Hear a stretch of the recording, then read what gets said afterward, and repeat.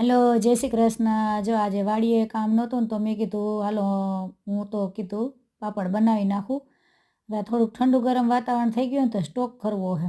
જો આ 2 લીટર પાણી, 2 ચમચી મીઠું ને 2 ચમચી પાપડીઓ ખારો, પછી ફૂલ પાણીને ઉકળવા દેવાનું. આવી રીતે ઉકળી જાય એટલે આ ચોખ્ખાનો ને ઘઉંનો લોટ દરેલો છે એની અંદર જો આ પાણી રેડી દેવાનું. અમે ખીચું આવી રીતે બનાવી, તમે કેવી રીતે બનાવો કોમેન્ટમાં જરૂર બતાવજો.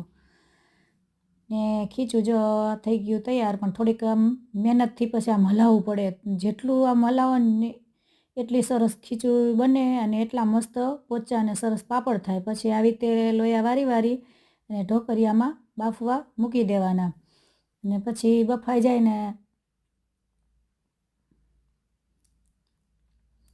જો કેવી ફૂલાઈને સરસ થઈ ગઈ ને. હવે આમાંથી પછી જબલામાં ભરીને મોહરી અને પાપડ બનાવવાનું ચાલુ કરી દેવાનું.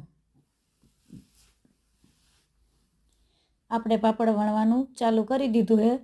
સવારનું બધુંય ઘરનું કામ કરી અને 2 લીટર પાણીના હું પાપડ બનાવું. બપોરની રસોઈનો ટાઈમ થાય ને ત્યાં 2 લીટર પાણીએ 60 પાપડ બને છે. મેં ત્યાં સ્ટોક કરવાનું ચાલુ કર્યું એટલે રોજનો મારે અંદાજો છે કે 2 લીટરે 60 પાપડ બને છે.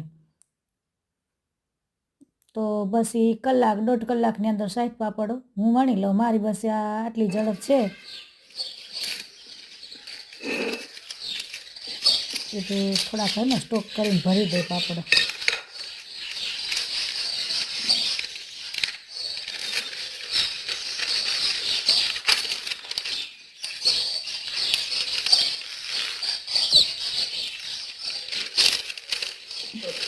પાપડ હવે થઈ ગયા તૈયાર.